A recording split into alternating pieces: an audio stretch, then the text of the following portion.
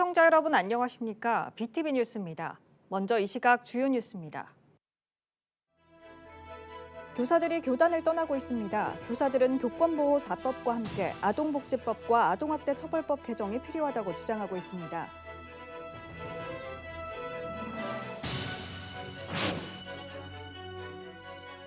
올해 안에 부산 인구 330만 명이 붕괴될 것으로 예상됩니다. 부산의 심각한 인구 문제 해결을 위한 토론회가 열렸습니다.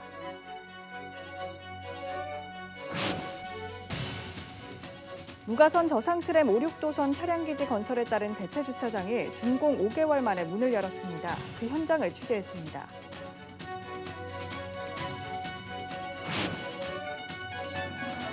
하윤수 교육감이 사전 선거운동 혐의 등으로 재판에 넘겨져 벌금 700만 원의 당선 무효형을 선고받았습니다. 교육감은 즉각 항소하며 진실을 밝히겠다고 밝혔습니다.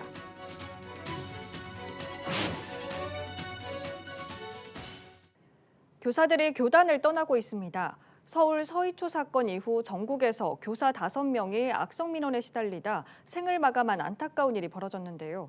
잇따른 교권 침해 사고와 관련해 교사들은 교권보호4법과 함께 아동복지법과 아동학대 처벌법 개정이 필요하다고 주장하고 있습니다. 박재한 기자입니다.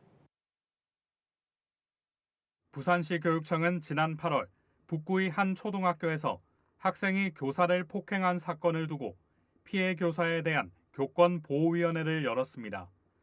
학교장이 아닌 교육청 직권으로 열린 첫 사례입니다. 선생님께서 되게 많이 힘들어하고 계신다고 들었습니다. 이제 계속 꿈을 꿔도 막 아이들이 다치는, 왜냐면은 그 약간 교실에서의 약간 문제성 행동이 있는 학생이었기 때문에 다른 학생들이 다치거나 선생님이 다치는 그러한 악몽도 계속 꾸고 해서 약간 학교로 다시 돌아가야만 하는데 그게 가능할까 하는 것에 대한 우려도 굉장히 많이 하고 계신 상황입니다. 그래도 다행히 이제 다른 학교로 비정기 전보가 결정이 나서 다른 학교로 가실 수 있게 되었는데, 사실 이 경우는 굉장히 많이 이슈화 되다 보니까 교육청에서 이제 직권적으로 결정을 내리게 되어서 그나마 다행인데, 그렇지 못하고 그냥 그 학생을 계속해서 마주해야 하는 선생님들이 대부분인 게 굉장히 안타까운 현실이죠. 피해 교사 A씨는 상당한 정신적 고통에 시달렸지만 교보위를 신청하지 않은 것으로 전해졌습니다. 학부모가 자신을 아동학대로 신고할지도 모른다는 두려움이 컸기 때문입니다. 사실 학교에 계신 선생님들 입장에서는 뭐 경찰 수사라든지 검찰 수사 같은 경험이 사실 대부분 없으세요. 그러다 보니까 이런 수사를 한다라는 것 자체만으로도 굉장히 많은 압박감을 느끼기 마련이신데, 이거를 교육청이라든지 학교에서 그것이 보복성 아동학대라는 것을 분명히 아셨음에도 불구하고 학부모님께서 협박성으로 아동학대로 신고를 한다라는 것에 대해서 그러면 뭐 신고를 하도록 해라 라는 식으로 교사에 대한 보호장치가 지금으로서는 전혀 없다라는 것이 선생님들께서 가장 크게 두려움을 느끼는 부분이라고 보고, 그 이외에도 지금 뭐 정확하게 신고로 들어오지는 않더라도 학교 곳곳에서 뭐 매일매일 교권 침해가 많이 이루어지고 있다라고 보고 있습니다. 현장에서는 정서적 학대를 폭넓게 인정하는 현행 아동복지법 개정에 대한 목소리가 높습니다. 학부모나 학생이 무고성 신고를 하게 하는 빌미를 제공하고 있기 때문입니다. 지금 아동학대로 걸리지 않기 위해서는 저희가 아무것도 하지 않으면 된다라는 얘기가 나올 수 있는 거죠. 그래서 정말 정당한 교육지도, 그다음에 선생님이라면 의뢰 당연히 해야 되는 교육적인 그런 훈육 같은 것도 하다가 이게 내가 아동학대로 걸리면 어떡하지? 라는 생각을 하게 되는 거죠. 그러니까 자는 학생들을 깨운다, 일어나라 라고 했을 때 그 아이가 기분 나쁘면 아동학대가 될 수 있고요. 교권 추락 문제는 물론 무고성 아동학대 신고와 악성 민원에 교사가 무방비로 노출되면서 결국 적극적인 교육 활동에 집중하기 어려운 구조를 만들고 있습니다. 학교에 근무하시는 종사자는 그 의심이 되는 경우에 반드시 신고하도록 되어 있거든요. 그러니까 이제 학교 내부에서도 그러한 이제 학부모들의 의심 신고가 들어오면 신고를 안 할 수 없는 그런 상황이고, 그 의심만 되어도 신고할 수 있도록 되어 있으니 사실은 이게 무죄로 판명된다 하더라도 그에 대해서 무고가 형성될 수 없는 그런 불합리한 면이 있거든요. 따라서 선생님들은 이렇게 선생님의 정상적인 생활지도 교육 활동에 대해서는 이렇게 아동복지법과 아동학대 범죄의 처벌 등에 관한 특례법 적용의 외외 사항으로 이렇게 하거나 그리고 면책권을 부여하는 것이 정상적인 교육 활동의 밑바탕이 되지 않을까 이렇게 생각됩니다. 지난해 3월부터 지난 4월까지 근속 5년 미만 교사 589명이 교단을 떠났습니다. 지난해 같은 기간보다 2배 증가한 수치입니다. 같은 기간 퇴직한 전체 교사는 12,003명으로 6년 전인 2017학년도 8,367명에 비해 43% 정도 늘었습니다. 교실에 있지만은 내가 무력해질 수밖에 없는 상황을 마주하고 있는 것이 지금으로서는 가장 큰 어려움입니다. 그래서 아동학대법, 아동복지법 이런 것에 대해서 신속하게 좀 이것이 개정이 되지 않으면은 지금 우리도 굉장히 큰 문제를 겪고 있지만은 뭐 이웃나라 일본 같은 경우는 이미 오래전부터 교사를 구할 수가 없어서 전단지를 돌리고 있다라고 하는데 우리나라도 그런 정도까지 공교육이 무너지는 것을 겪지 않기 위해서는 이런 아동학대와 관련된 법안이 조속히 개정되는 것이 제일 시급한 문제라고 생각합니다. BTV 뉴스 박찬입니다.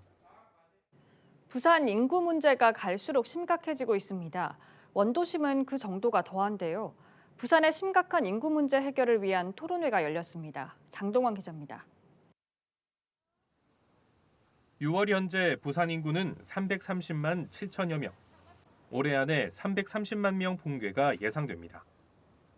1995년 389만 명까지 정점을 찍은 뒤 지속적으로 감소했고 2040년에는 280만 명까지 떨어질 것이란 분석입니다. 급격히 늘어나고 있는 청년 유출과 이보다 더 크게 증가하는 고령화에 더해 원도심 쇠퇴까지 더욱 빨라지고 있습니다. 이 같은 심각한 부산 인구 문제의 해법을 찾기 위한 토론회가 열렸습니다.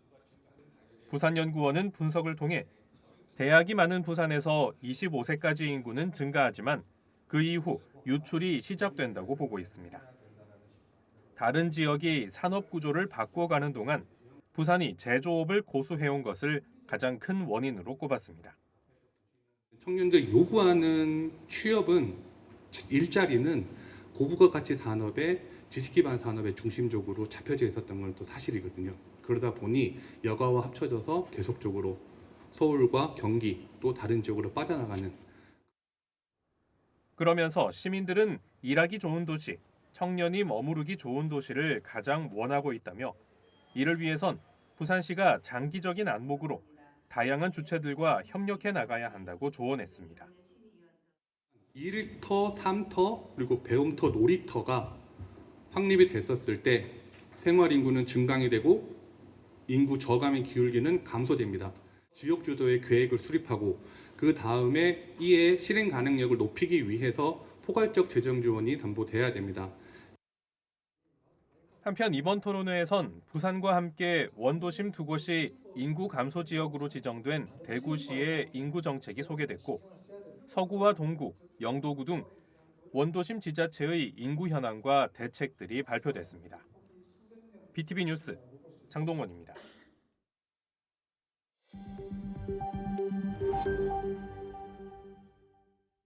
지난 주말 부산의 한 아파트에서 불이 나 일가족 3명이 숨지거나 다치는 안타까운 사고가 발생했습니다. 불길을 피하기 위해 베란다로 대피했다가 변을 당한 건데요.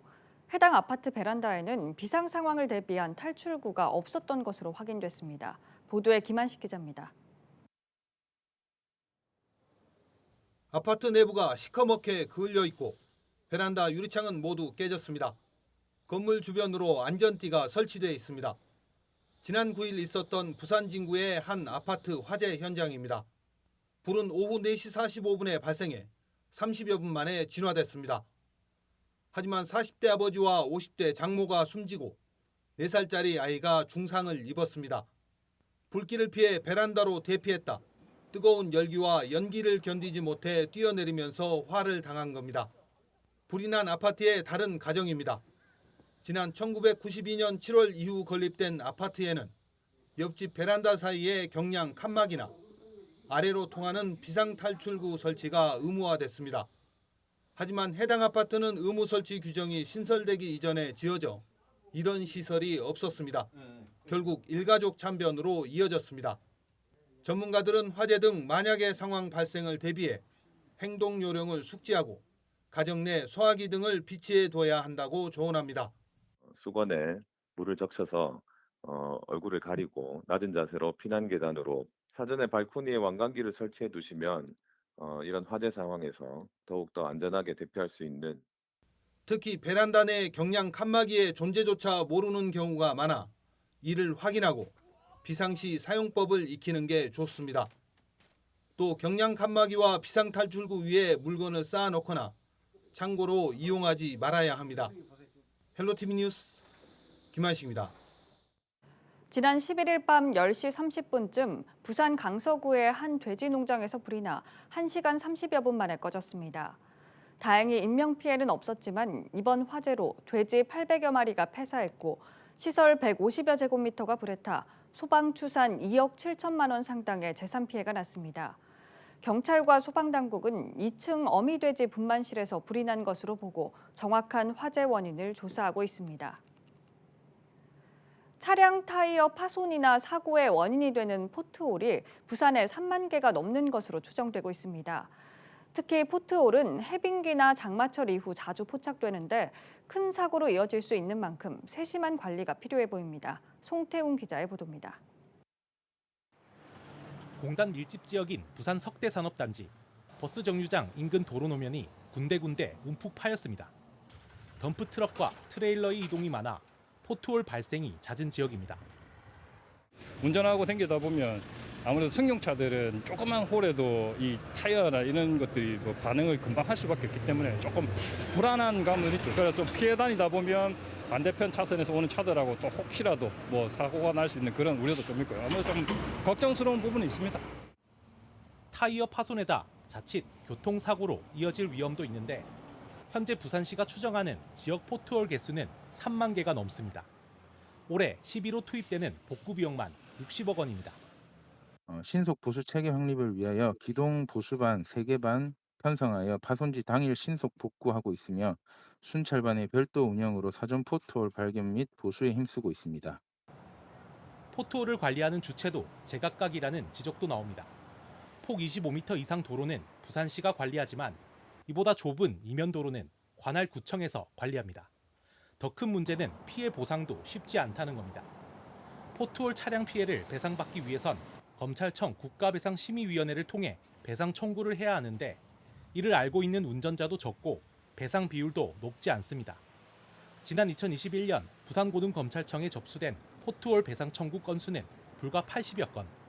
그나마도 30에서 40%는 배상받지도 못했습니다.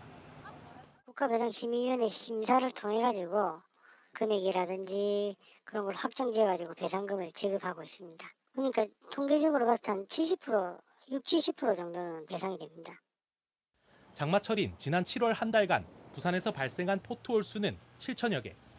관련 피해는 해마다 반복되는 가운데 지자체의 꼼꼼한 관리가 필요해 보입니다.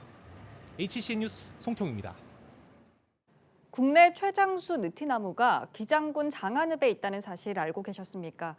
오래된 만큼 수려한 경관이 일품인데다 마을의 당산나무로서 또 최근에는 관광자원으로도 가치를 주목받고 있는데요. 기장군이 천연기념물 등재를 추진한다고 하는데 이번 주말 나들이로 방문하셔도 좋을 것 같습니다. 보도에 안수민 기자입니다. 기장군 하장안 마을 초입에 들어서면 거대한 느티나무와 마주하게 됩니다. 성인 5-6명이 힘을 합쳐야 감싸 안을 수 있는 굵기의 나무 밑동이 시선을 사로잡습니다. 사방으로 드넓게 뻗어나간 가지와 나뭇잎은 시원한 그늘을 만듭니다. 이 나무의 높이는 25m가 좋게 넘고 둘레는 8m에 이릅니다. 수령은 1345년가량으로 추정됩니다. 장안 읍지에는 통일 신라시대 근처를 지나던 문무왕이 이 나무를 심었다는 기록이 남아 있습니다. 오랜 시간 한자리를 지켜온 나무는 마을을 지키는 당산나무로서 지역 주민들에게 남다른 의미를 가집니다. 정월 열날 날은 그 재단에서 제사를 지내죠. 마을의 풍어, 풍년 이것을 기원하는 제사를 지내는데 이 느티나무는 기장군 내에서도 가장 오래되고 가장 거대하고 기장군의 발전과 번영을 기원하는. 최근에는 이 나무가 건강과 장수를 기원하는 의미가 있다는 것을 듣고 외국인 관광객 40여 명이 다녀가는 등 관광자원으로서의 가치도 주목받고 있습니다. 1978년 부산시 보호수로 1999년 산림청 밀레니엄 나무로 지정돼 보호받고 있는 장안 느티나무. 이제는 천연기념물 등재가 추진되고 있습니다. 기장군은 이달 중 연구 용역에 착수해 내년 상반기 결과가 나오면 주민 의견 수렴 과정을 거쳐 문화재청에 천연기념물 지정을 신청할 계획입니다. 헬로티비 뉴스 안수민입니다. 고령화 시대 어르신들의 문화예술 활동의 장을 마련하는 실버문화 페스티벌이 12일 부산 시민공원 다솜광장 야외 무대에서 펼쳐졌습니다. 이날 페스티벌은 함께 부산을 그리다라는 주제로 60대 이상 어르신들이 자신들의 이야기를 담은 글과 그림 공예품 등을 전시했습니다. 또 15개 어르신 동아리가 참여한 공연 무대가 선보였고 부대 행사로 어르신 문화 포럼도 개최됐습니다. 어르신 문화축제 중 국내 최대 규모인 실버 페스티벌은 지난 2015년부터 지역 예선과 본선 형태로 진행되다 올해는 지역별 특색과 주제에 맞춰 지역민과 함께 소통하는 축제로 열리고 있습니다. 한편 오는 토요일에는 경기도 이천에서 13개 마을의 유쾌한 노년 이야기라는 주제로 실버 문화 페스티벌이 이어질 예정입니다. 남구청이 트램기지 건설 부지에 마련한 대체 주차장이 지난달 드디어 문을 열었습니다. 늦게 개장한 이유 그리고 이용에 불편은 없는지 김석진 기자가 현장을 다녀왔습니다. 10억 원이 투입된 주차장입니다. 78면 규모로 4기의 전기 충전소가 포함되어 있습니다. 이 주차장은 무가선 저상 트램인 5, 6도선의 차량기지 건설에 따른 대체 주차장으로 지어졌습니다. 그런데 지난 1월 준공식을 갖고도 한동안 문을 열지 못했습니다. 현재 세부적인 설치 계획 협의, 행정 예고 등 절차 이행 등으로 기간이 소요되어 주차장 개방이 다소 늦어지고 있으나 6월 말까지 조속히 시설물 설치를 완료하고 7월 초에는 부산환경공단에 관리 이관하여 개방될 수 있도록. 하지만 주차장이 완전 개방된 건 지난달 22일이었습니다. 이 주차장에 준공 허가가 난 건 지난 3월. 그 이후로 문을 닫고 있다 무려 5개월이 지나서야 지난달 문을 열게 됐습니다. 주차장 이용은 무료입니다. 다만 이용 시간이 오전 5시부터 오후 11시까지로 제한됩니다. 오후 11시 이후에는 출입이 안 되는 겁니다. 차단기가 없어서 한번 개방은 됐었거든요. 그때는 뭐 시민들이 요 근처 시민들 누구나 주차할 수 있는 공간이 있어서 또 외에 또 여기 이 기대를 방문하시는 분들도 많이 이용을 했을 것 같은데. 전기 충전기도 위탁 운영자를 찾기까진 이용할 수 없는 상태입니다. 또 무료 개방 주차장이란 이름이 무색하게 높은 철제 울타리 등은 폐쇄적이란 지적이 나오고 있습니다. 한편 관리를 맡은 부산환경공단은 장기 주차나 대형 화물차, 캠핑카 등은 출입을 제한한다고 밝혔습니다. BTV 뉴스 김석진입니다. 하윤수 부산시 교육감이 교육감직을 잃을 위기에 놓였습니다. 사전 선거운동을 했다는 혐의 등으로 재판에 넘겨진 가운데 1심에서 모든 혐의가 유죄로 인정됐습니다. 장동환 기자입니다. 지방교육자치에 관한 법률 위반 혐의로 기소된 하윤수 교육감이 지난 8일 1심 재판에서 벌금 700만 원의 당선 무효형을 선고받았습니다. 지난해 7월 취임 후 1년 2개월 만입니다. 하 교육감의 혐의는 크게 3가지입니다. 지방선거를 1년 앞둔 지난 2021년 6월 포럼을 설립해 사전 선거운동을 한 혐의와 부산산업대학을 졸업하고도 지금은 바뀐 교명인 경성대로 표기하는 등 출신 고등학교와 대학 이름을 다르게 기재한 점, 지난해 2월 모 협의회 대표에게 자신이 쓴 책 5권을 기부한 혐의입니다. 하 교육감 측은 모든 혐의를 부인했지만 재판부는 받아들이지 않았습니다. 심지어 검찰이 구형한 벌금 700만 원을 그대로 선고했습니다. 재판부는 민주적 가치, 절차적 공정성을 학생들에게 가르치는 교육 현장 책임자인 교육감이 당선을 위해 법률을 회피할 방법만 모색했다며 비난 가능성이 더욱 크다고 밝혔습니다. 그러면서 함께 기소된 포럼 임원 5명에게는 벌금 300만 원에서 500만 원을 선고했습니다. 하교육감 측은 곧바로 항소 입장을 내놨습니다. 또 교육감은 SNS를 통해 진실을 밝히기 위해 모든 노력을 다하겠다며 조금의 흔들림도 없이 당당히 나아가겠다고 밝혔습니다. 2심과 3심은 앞선 재판 선고 후 3개월 이내 판결을 권고하고 있습니다. 3심까지 갈 경우 이르면 내년 초 최종심이 결정됩니다. BTV 뉴스 장동원입니다. 올해 부산 지역 수능 시험 응시자는 지난해보다 888명 줄어든 26,740명인 것으로 나타났습니다. 지원자 중 졸업 예정자는 17,800여 명으로 지난해보다 9%가량 감소한 반면 졸업생과 검정고시생은 각각 9.9%와 16.6%가 증가했습니다. 올해 수능 시험은 11월 16일 치러집니다. 이어서 포토뉴스입니다.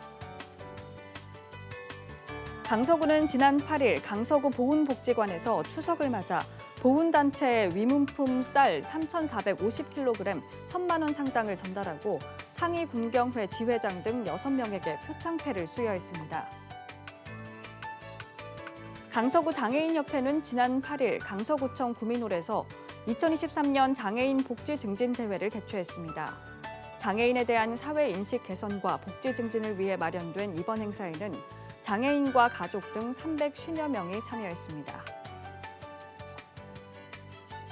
수영구 광안이동 지역사회보장협의체는 지난 6일 지역의 홀로 어르신 25명을 초청해 반려식물 지원 사업인 사랑 담은 식물 어방 테라피를 실시했습니다. 광안 3동 주민자치회는 지난 8일 고가차도 아래 체육공원에서 우리 동네 세미마을 한마당 축제를 열었습니다. UN 평화기념관과 부산 미래 IFC 검진센터는 지난 11일 업무 협약을 맺고 양 기관이 $10의 기적 캠페인을 하기로 했습니다. 이 캠페인은 UN 평화기념관 소속 단체원이 검진센터를 이용할 때 비용 중 $10를 검진센터에서 기부하고 모금된 기부금은 UN 참전국 의료봉사활동 등에 쓰이게 됩니다. 남부소방서는 지난 5일부터 7일까지 남구 용호동의 W아파트와 대연동의 그랜드 모먼트 유스 호스텔에서 지하 건축물 화재 진압 훈련을 실시했습니다. 남구 용호 4동은 건강 취약계층의 건강관리를 위해 지역의 만 50세 이상 주민을 대상으로 9월 한 달간 매주 수요일 건강관리 프로그램인 고소미를 운영합니다.